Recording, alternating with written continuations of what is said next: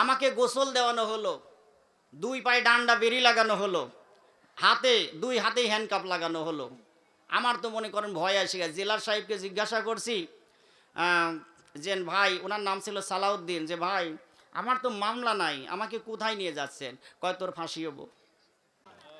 আজকে যারা অতীতে যারা উলামায়ে কিরামকে সন্ত্রাসী বলেছেন, জঙ্গি বলেছেন, আলেমদেরকে থুতু দিয়েছেন, ধিক্কার দিয়েছেন, সেই সমস্ত মানুষেরা আজকে যখন আলেমদের সহবাতে এসেছেন, বসেছেন, আসার পরে নিজের দল মত নির্বিশেষে যখন এসে হাজির হয়ে গেছে, তাদের আখলাক চরিত্র দেখে নিজের দলকে লাথি মেরে দিয়ে হুজুরদের পাল্লা এসে হাজির হয়ে গেছে। কথা বলেন ঠিক কিনা? সম্মানিত উপস্থিতি, এর জন্য আগামী দিনের সূর্য উলামায়ে কিরামের সূর্য, আগামী দিনের দেশ দাড়িওয়ালাদের দেশ, আগামী দিনের বাংলাদেশ টুপিওয়ালাদের বাংলাদেশ। কথা বলেন ঠিক কিনা? সম্মানিত আব্বাজানেরা, এর জন্যে আমাকে প্রস্তুত হতে হবে। আমাকে আল্লাহ রাব্বুল আলামিন বলেছেন, বিশ্বনবীর শুভ আগমনে উকবা, সাইবা, ওলীদ ইবনে মুগীরা এরা বিশ্বনবীকে মেনে নেয় নাই, তাকে মিথ্যা নবী বলে আখ্যায়িত করেছিল, ভণ্ড নবী বলে আখ্যায়িত করেছিল। সকলে বলি নাউজুবিল্লাহ। বাপদাদার ধর্মের মুখে চুনকালি মেরেছে মোহাম্মদ, এর জন্য ওর ওই ধর্ম মানা যাবে না। কিন্তু মোহাম্মদ সাল্লাল্লাহু আলাইহি সাল্লামের কাছে যখন এসেছেন, তার চাঁদ মাখা মুখটা, তার আচরণ দেখে মুগ্ধ হয়া তারা ইসলাম গ্রহণ করেছেন। জোরে বলেন সুবহানাল্লাহ। সোনার আব্বা জানেরা, আল্লাহর নবী বিশ্বনবী সাল্লাল্লাহু আলাইহি ওয়াসাল্লামকে আবু জেহেল, উকবা, সাইবা এরা মারতে পারে না। তে কিছু কিছু এলাকায় দেখবেন আসলে নিজে যদি না পারে সন্ত্রাস ভাড়া করে, করে কি করে না? আসেনি, টাকা দিয়ে ভাড়া করে। তে হাবিব ইবনে মালিককে, উনি শাম সিরিয়ার গভর্নর, উনাকে ভাড়া করা হলো মোহাম্মদ বিন আবদুল্লাহকে হত্যা করবে। আবু জেহেল ভাড়া করছে, আবু জেহেল ভাড়া করছে। তে উনি আসবে, উনি 1200 সৈন্য নিয়ে মুক্কা মুআজ্জামায় উপস্থিত হবেন যুদ্ধে সরঞ্জাম নিয়ে। তে 2টা চেয়ার তৈরি করলেন। কয়টা চেয়ার? ভালো করে বুঝবেন, কয়টা চেয়ার? একটা হচ্ছে সোনা দিয়ে আর একটা হচ্ছে রূপা দিয়ে, 2টা চেয়ার।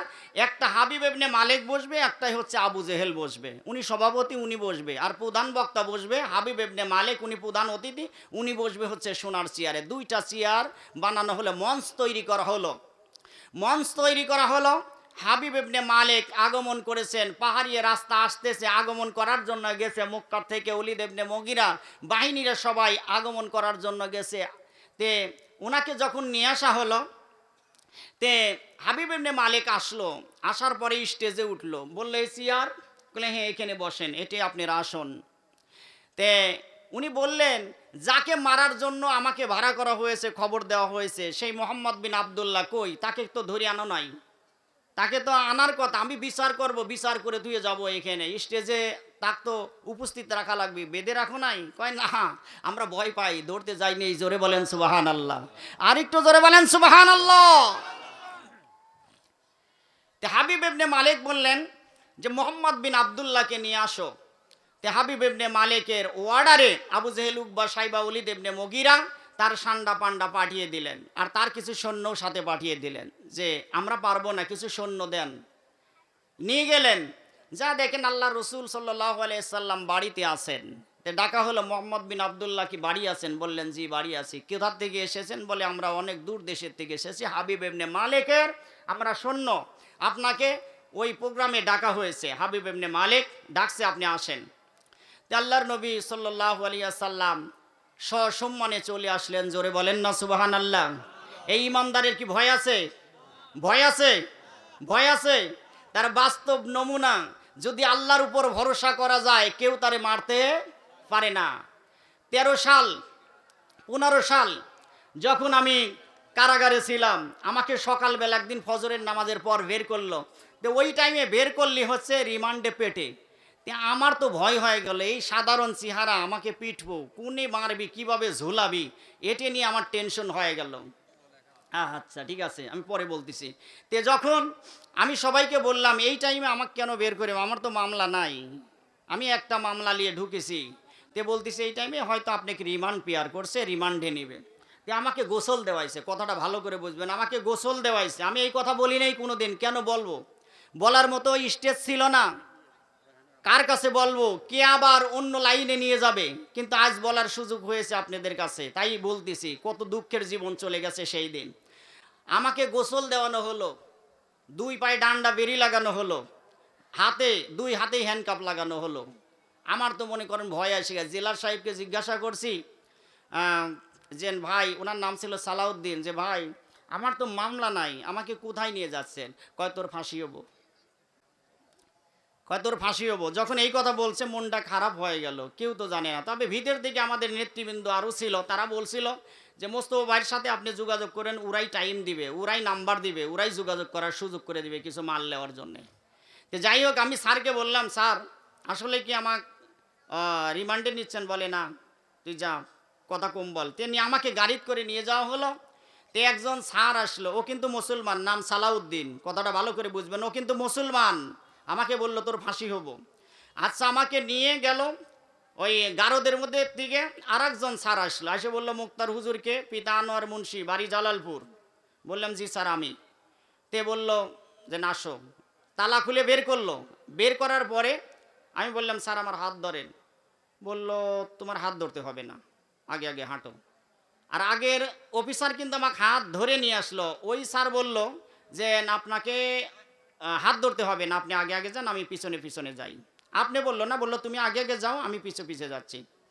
আব্বা মঞ্চে আসেন।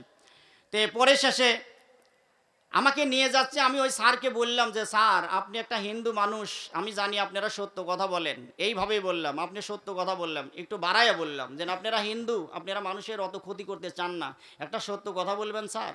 বলল কি বলো? তো বললাম স্যার আমাকে রিমান্ডে নিয়ে যাচ্ছেন। তো ওই ব্রেক করলো, বললো দাঁড়াও। তো আমার ওই কেসের কাগজ ফাইলগুলো বের করে সারে বললো না তোমার তো রিমান্ড হয় নাই। তো স্যার আমাকে কেন, কোথায় নিয়ে যাচ্ছেন তাহলে? গুম করবেন নাকি খুন করবেন কি, এটা বলেন না তো আমাকে, না হলে আমাকে বাইরে খবর দিতে হবে।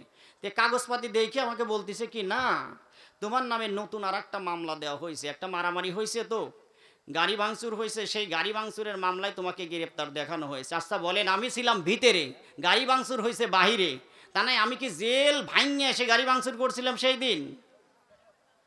তে এইভাবে আমাকে নিয়ে যাওয়া হলো। তার ইসের পর কাঠগাড়ার পর দাঁড় করাইলো। তে 2 জন সিপাহি ছিল, ওদেরকে বললে ইনি কিন্তু হুজুর, এর সাথে ভালো আচরণ করো। হিন্দু বলে আসতেছে, কথাটা ভালো করে বুঝবেন, বলতেছে ইনা কিন্তু হুজুর। তে আমাকে বলল তুমি কি ভয় পাচ্ছ? বললাম স্যার ভয় তো হয়।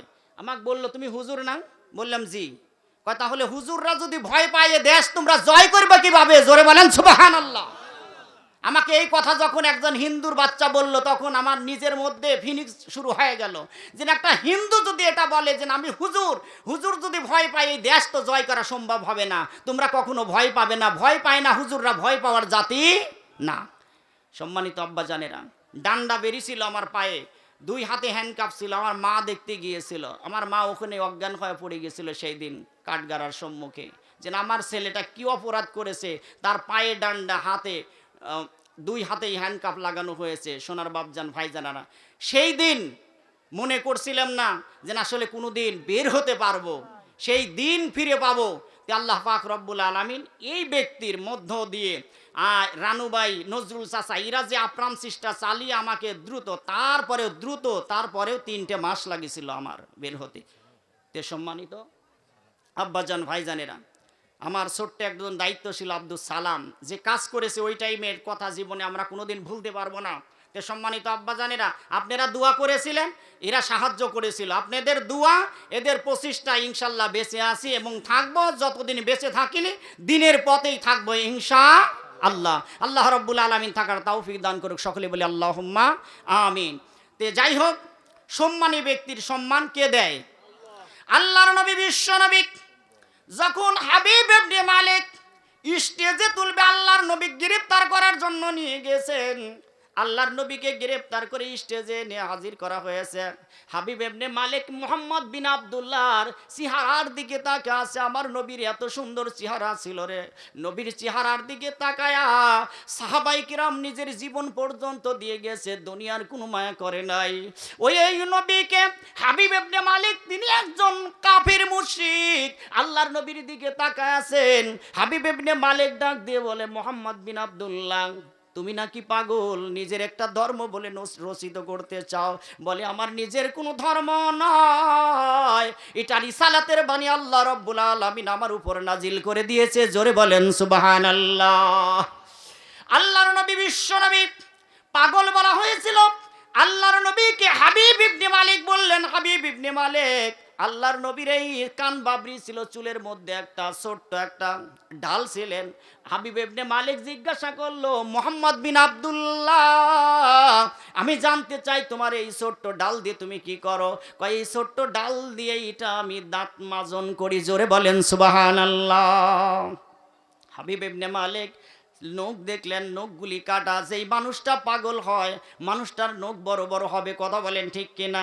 তিনি একজন বিচক্ষণ ব্যক্তি, পায়ের দিকে তাকাইলেন, বিশ্বনবীর পার নখগুলি সমান করে কাটা, হাতের নখগুলি কাটা, মোজগুলি খাটো খাটো। সোনার আব্বা জান বাপজানেরা, দাড়িগুলি বড় বড়। আল্লাহর নবীর চুলগুলি খুব সুন্দর ছিলেন, কুকরানো। জোরে বলেন মারহাবা। আল্লাহর নবীর দাঁতটাই এতই সুন্দর ছিলেন রে, নবী যখন হাসতেন মনে হতো পূর্ণিমার চাঁদ যেন ফেল মেরেছে। বলেন সুবহানাল্লাহ। হাবিব ইবনে মালিক আল্লাহর নবীকে প্রশ্ন করলেন, এ আব্দুল্লাহর বেটা মুহাম্মদ, আমি তাওরাত জাবুর ইনজিলের পণ্ডিতদের কাছে শুনেছি যিনি মুহাম্মদ বিন আব্দুল্লাহ, যিনি হবে শেষ জামানার নবী, তিনি যদি এই চাঁদের দিকে ইশারা করে চাঁদটা দুখণ্ডিত করবে। আল্লাহর নবী ডাক দিয়ে বললেন, এই চাঁদকে যদি দুখণ্ডিত করে দেই আমার কি লাভ হবে? বলে তোমার লাভ হবে না, আমি হাবিব ইবনে মালিক তোমাকে সত্য নবী বলে ঘোষণা দিয়ে দেব। বলেন সুবহানাল্লাহ। আল্লাহর নবী কোনো পাওয়ার নাই, কোনো ক্ষমতা নাই, আল্লাহ ক্ষমতা দিয়েছিলেন তাই নবীর ক্ষমতা হয়েছিল। জোরে বলেন কথা ঠিক কিনা?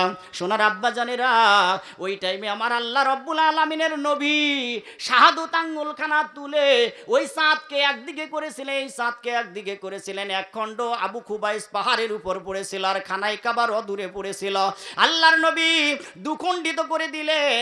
হাবিব ইবনে মালিক তাকায় দেখলেন চাঁদ দুখণ্ডিত হয়ে গেছেন। আবু জেহেল বা সাইবা ওয়ালিদ ইবনে মুগিরা ডাক দিয়ে বলে, হুজুর আগেই বলেছিলাম আমার এই ভাইস্তে মুহাম্মদ এত বড় জাদুকার, আপনি যেটা বলবেন সেটাই ও করে দেখাবে। আল্লাহর নবীর দিকে তাকায় আছে।